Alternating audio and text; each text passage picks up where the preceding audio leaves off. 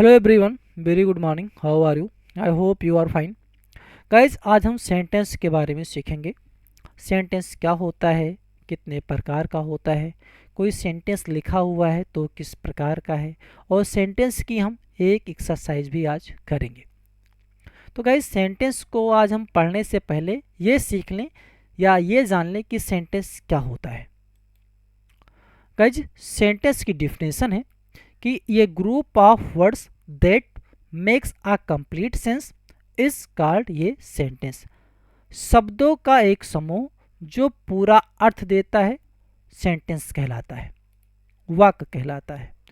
For example, उदाहरण के लिए, I am reading a book, मैं एक किताब पढ़ रहा हूँ। Ravi is playing cricket, Ravi cricket खेल रहा है। ये क्या है गाइस? ग्रुप ऑफ वर्ड है। आई एक वर्ड है, एम एक वर्ड है, रीडिंग एक वर्ड है, ये एक वर्ड है, बुक एक वर्ड है। लेकिन अगर हम इसको एक इनकरेक्ट ऑर्डर में कर दें, फॉर एग्जांपल मैं लिख दूं बुक, ये एम रीडिंग आई, तो ये ग्रुप ऑफ वर्ड तो हो गया गाइस, है कि नहीं? बुक एक वर्ड है, ये एक वर्ड है, एम एक वर्ड है, रीडिंग एक वर्ड है, आई एक वर्ड है। लेकिन ये करेक्ट ऑर्डर में नहीं है और इसका पूरा पूरा अर्थ सही से समझ में नहीं आ रहा है। जैसे बुक मिस किताब, ए मिस एक, एम मिस हूँ, रीडिंग मतलब पढ़ रहा हूँ, आई माने मैं। तो किताब एक, हूँ, रीडिंग पढ़ रहा हूँ, आई मैं, नहीं समझ में आ रहा है। अगर मैं ऊपर वाला सेंटेंस पढ़ें, आई मतलब मैं हूँ पढ़ रहा हूँ, ये बुक एक किताब, मैं एक किताब पढ़ रहा हूँ, तो ये ज़्यादा अच्छा है। इसका मतलब समझ में आ रहा है। इसके और इसका जो मतलब है, इसका सही से मतलब समझ में नहीं आ रहा है और ये एक करेक्ट ऑर्डर में लिखा हुआ नहीं है, इसलिए ये सेंटेंस नहीं होगा। आई होप आपको समझ में आ गया होगा। काइंड्स ऑफ सेंटेंस, सेंटेंस कितने प्रकार के होते हैं? सेंटेंसेस आर 5 काइंड्स, सेंटेंसेस 5 प्रकार के होते हैं। फर्स्ट है असर्टिव सेंटेंस, दूसरा इंट्रोगेटिव सेंटेंस, तीसरा इंपेरेटिव सेंटेंस, चौथा है एक्सक्लेमेटरी सेंटेंस और पांचवा है ऑप्टेटिव सेंटेंस। असर्टिव सेंटेंस क्या होता है? Sentence that make a statement is called N assertive sentence. Guys, ऐसा वाक्य जिससे किसी प्रकार की इंफॉर्मेशन प्राप्त होती हो, सूचना या फिर एक स्टेटमेंट दिया गया हो, तो वो असर्टिव सेंटेंस होता है। फॉर एग्जाम्पल्स, उदाहरण के लिए, Amit is reading English, Amit reading यानी इंग्लिश पढ़ रहा है। Abhay is not playing football, Abhay football नहीं खेल रहा है। ये क्या है? एक इंफॉर्मेशन दे रहा है कि अमित किताब पढ़ रहे हैं, अभय फुटबॉल नहीं खेल रहे हैं, इंफॉर्मेशन दे रहा है। तो जब भी कोई इंफॉर्मेशन दी जाएगी तब वो असर्टिव सेंटेंस का एग्जाम्पल होगा या वो असर्टिव सेंटेंस होगा। Assertive sentences are 2 kinds. Assertive sentence 2 प्रकार के होते हैं। पहला है अफर्मेटिव सेंटेंस, जिसको हम पॉजिटिव सेंटेंस भी कहते हैं, और दूसरा है नेगेटिव सेंटेंस। गाइस, जो अफर्मेटिव सेंटेंस है, ये sentence which gives positive information is called affirmative sentence. एक वाक्य जो सकारात्मक सूचना देता है अफर्मेटिव सेंटेंस कहलाता है। फॉर एग्जाम्पल्स, उदाहरण के लिए, Abhishek is reading a book, Abhishek एक किताब पढ़ रहे हैं। They are going to market, वे बाजार जा रहे हैं। तो ये क्या है? हमें एक पॉजिटिव इंफॉर्मेशन दे रहा है, इसलिए ये अफर्मेटिव सेंटेंस है। पॉजिटिव सेंटेंस भी कह सकते हैं आप। दूसरा है निगेटिव सेंटेंस। लिखा है, ये sentence which gives negative information is called negative sentence. एक वाक्य जो नकारात्मक जानकारी देता है निगेटिव सेंटेंस कहलाता है। फॉर एग्जाम्पल्स, उदाहरण के लिए, Priya is not going to school, Priya school नहीं जा रही है। इसमें नहीं आया, ये नकारात्मक सेंटेंस हो गया। They are not going to Lucknow, वे लखनऊ नहीं जा रहे हैं, नहीं आया, नकारात्मक वाक्य हो गया। यानी इंग्लिश में अगर हम समझें तो जहाँ जिस भी सेंटेंस में आपको नॉट मिल जाए, नो मिल जाए, नेबर मिल जाए, तो सेंटेंस कंप्लीट रूप से नेगेटिव सेंटेंस हो जाता है। आई होप आपको समझ में आ गया होगा गाइस। सेंटेंस नंबर 2 है interrogative sentence. Sentence that ask a question is called N interrogative sentence. वाक्य जो प्रश्न पूछता है इंट्रोगेटिव सेंटेंस कहलाता है। At the end of this sentences question mark is used. इस प्रकार के वाक्य के अंत में क्वेश्चन मार्क का प्रयोग किया जाता है। फॉर एग्जाम्पल्स, उदाहरण के लिए examples, is Ram writing a letter? क्या राम एक लेटर लिख रहा है? What does your father do? आपके पिताजी क्या करते हैं? यह प्रश्न पूछ रहा है। तो जब एक सेंटेंस या कोई भी सेंटेंस आपसे प्रश्न पूछेगा तो वो इंट्रोगेटिव सेंटेंस होगा। इंट्रोगेटिव सेंटेंस गाइस दो प्रकार के होते हैं, टू काइंड्स। पहला होता है जो आपका हेल्पिंग वर्ब से स्टार्ट हो और दूसरा होता है जो WH से स्टार्ट हो। आई होप आपको समझ में आ गया होगा। तीसरा सेंटेंस है इंपरेटिव सेंटेंस। इंपरेटिव सेंटेंस वो सेंटेंस होते हैं sentence that express a command, request, advice or proposals called an imperative sentence. एक minute guys, proposal is called an imperative sentence. For examples, इसकी हिंदी होती है इंपरेटिव सेंटेंस की guys, आपको मैं बता दूं, ऐसा वाक्य किसी को जिसमें आदेश दिया जा रहा हो, किसी से प्रार्थना की जा रही हो, किसी को परामर्श दिया जा रहा हो, तो वो इंपरेटिव सेंटेंस होता है। For example, don't jump here, यहाँ मत कूदिए। तो मैं उनसे क्या कर रहा हूँ कि कमांड कर रहा हूँ कि आप मत कूदिए यहाँ। प्लीज़ टेक योर सीट, कृपया आप सीट लीजिए, यानी कि आप बैठ जाइए। तो प्लीज़ लगा हुआ, यानी मैं उनसे क्या कर रहा हूँ, रिक्वेस्ट कर रहा हूँ। तो जब भी सेंटेंस में कमांड दिया जा रहा हो, रिक्वेस्ट किया जा रही हो, एडवाइस दिया जा रहा हो, प्रपोजल किया जा रहा हो या दिया जा रहा हो, तब क्या होता है, वो इंपरेटिव सेंटेंस हो जाता है। Imperative sentences start with verb, और इंपरेटिव सेंटेंस जो होते हैं वो वर्ब से स्टार्ट होते हैं। देखिए यहाँ पे लिखा है डोंट, यहाँ पे डू क्या है, एक वर्ब है। दूसरे में लिखा हुआ है टेक। अगर हम इस प्लीज को हटा दें, प्लीज क्या है, सेंटेंस को पोलाइट बना रहा है, रिक्वेस्ट मतलब ऐसा सेंस आता है कि रिक्वेस्ट कर रहा है। अगर हम इस प्लीज को हटा दें तो लिखा है टेक योर सीट, अपनी सीट आप लीजिए, यानी आप अपनी सीट पर बैठ जाइए। तो यहाँ टेक क्या है, एक वर्ब है। तो जो इंपरेटिव सेंटेंस होता है गाइस वो वर्ब से शुरू होता है। In such sentences the subject is always you which remains hidden. इस प्रकार के वाक्यों का जो सब्जेक्ट होता है, यानी ये समझे कि इंपरेटिव सेंटेंस का सब्जेक्ट हमेशा यू होता है और वो छिपा रहता है। सेंटेंस नंबर 4 है exclamatory sentence. Sentence that express a sudden feeling or emotion is called exclamatory sentence.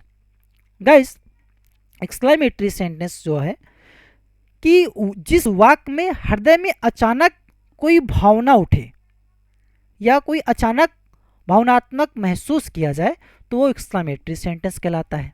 For examples, ये पढ़ लीजिए पहले कि in these sentences mark of exclamation is used. इस प्रकार के वाक्यों में एक्सक्लेमेशन मार्क का प्रयोग किया जाता है। फॉर एग्जाम्पल्स, उदाहरण के लिए, ब्रेवो, शाबाश, you have on the match, आप मैच जीत गए हैं, शाबाश आप मैच जीत गए हैं। हुर्रा, हुर्रा का यूज प्लीजर या हैप्पी को शो करने के लिए किया जाता है। आई हैव कम फर्स्ट, मैं प्रथम आया हूं। तो ये क्या है, एक्सक्लेमेटरी सेंटेंस है। 5 नंबर है optative sentence. The sentence which express a wish और blessing is called an optative sentence. Optative sentence वह सेंटेंस होता है कि जिस वाक्य में किसी के लिए कामना करने या आशीर्वाद दिया जा रहा हो या आशीर्वाद देने का भाव प्रकट हो रहा हो तो वो ऑप्टेटिव सेंटेंस होता है। ऑप्टेटिव सेंटेंस को हिंदी में बोलते हैं कामना सूचक वाक्य। फॉर एग्जाम्पल्स, उदाहरण के लिए, मे गॉड ब्लेस यू, ईश्वर या भगवान, मे गॉड ब्लेस यू, भगवान आप पर कृपा करे या ईश्वर आप पर कृपा करे। मे लिव लॉन्ग, आप दीर्घायु हो, आपकी उम्र लंबी हो। तो इसमें क्या किया जा रहा है, कामना की जा रही है। तो जब भी कामना किया जा रहा हो या इच्छा कोई जताई जा रही हो तो ऑप्टेटिव सेंटेंस होता है। गाइस अब है पार्ट्स ऑफ सेंटेंसेस। जो वाक्य होते हैं उनके कितने भाग होते हैं। लिखा हुआ है guys, every sentences has two parts. प्रत्येक सेंटेंस का दो भाग होता है।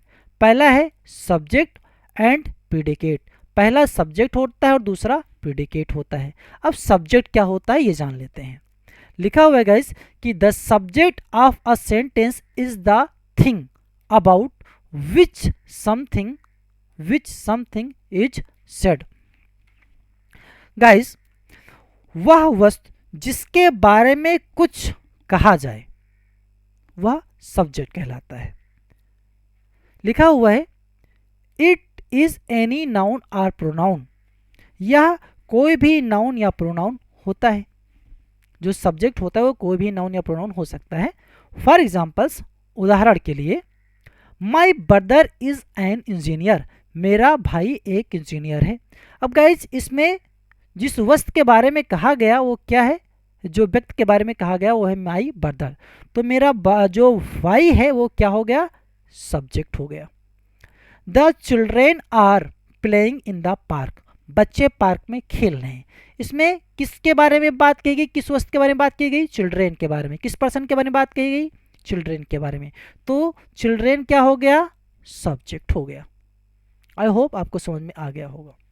अब प्रीडिकेट क्या होता है guys, the part of a sentence which tells something about the subject is called the predicate. Guys subject के विषय में जो कुछ कहा जाए उसे प्रीडिकेट कहते हैं। यानी कि सब्जेक्ट ने क्या किया है वही क्या है, प्रीडिकेट है। For example my brother, for examples my brother is an engineer. मेरा भाई क्या है, एक इंजीनियर है। तो यहाँ क्या हो गया, इज एन इंजीनियर, ये क्या हो गया, एक प्रीडिकेट हो गया। The children are playing in the park. Guys मेरा भाई क्या है, ऐसा क्या कर रहा है, पार्क में खेल रहा है। तो ये क्या हो गया, प्रीडिकेट हो गया। The rest of the sentence, वाक्य का जो बचा हुआ है भाग, जो बचा हुआ, the rest of the sentence, sentence का बचा हुआ, एक्सेप्ट छोड़कर, द सब्जेक्ट, सब्जेक्ट को इज कॉल्ड प्रीडिकेट। यानी कि सेंटेंस में सब्जेक्ट को छोड़कर जो कुछ भी बचा हुआ है वो सारा का सारा पार्ट प्रीडिकेट होता है। गाइस अब सेंटेंस के कुछ और इंपॉर्टेंट बिंदु होते हैं, पॉइंट होते हैं, उनको याद करना जरूरी होता है। लिखा हुआ है एवरी सेंटेंस हैज ये स्पेसिफिक ऑर्डर ऑफ वर्ड्स। प्रत्येक वाक्य का शब्दों का एक विशेष क्रम होता है, जैसा कि मैंने आपको शुरू में बताया था। The first letter of every sentence is capital. प्रत्येक वाक्य का पहला अक्षर बड़ा अक्षर होता है, कैपिटल लेटर में होना चाहिए। एवरी सेंटेंस मस्ट हैव ये सब्जेक्ट एंड ये वर्ब। प्रत्येक वाक्य में एक सब्जेक्ट और एक वर्ब होनी चाहिए। Every sentence must have a full stop, comma, sign of interrogation और sign of exclamation mark is necessary. प्रत्येक वाक्य में फुल स्टॉप या इंट्रोगेशन का मार्क अथवा एक्सक्लेमेशन का मार्क अवश्य होना चाहिए।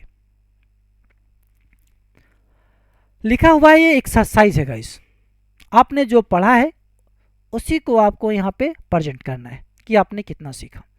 लिखा है read the following sentences and write their kinds.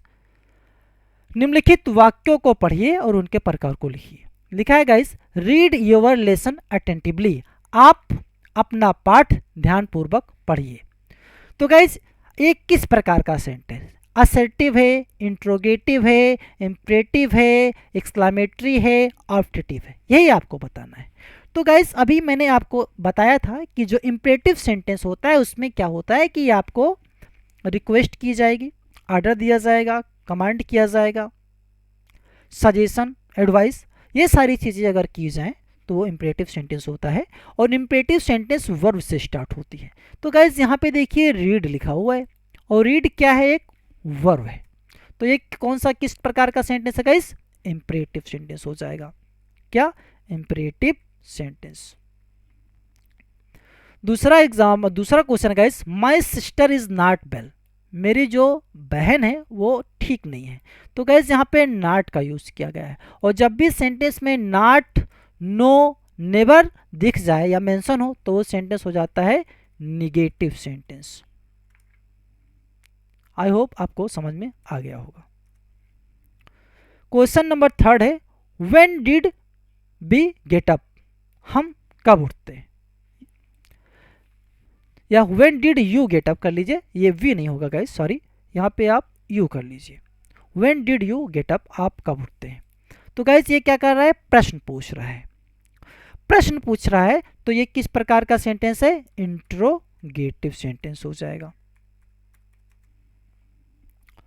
4 number है गाइस, शट द डोर। दरवाजा बंद कर दीजिए। मैंने क्या किया? कमांड किया। तो ये क्या हो जाएगा? इंपरेटिव सेंटेंस हो जाएगा। Imperative sentence. और शट हमारी वर्ब भी है, इससे भी आप पहचान सकते हैं कि इंपरेटिव सेंटेंस है। क्वेश्चन नंबर 6 है guys, I like to play hockey. मैं या मुझे हॉकी खेलना अच्छा लगता है। तो ये क्या है गाइस? ये एक इंफॉर्मेशन दे रहा है। तो ये क्या हो सकता है? Assertive sentence.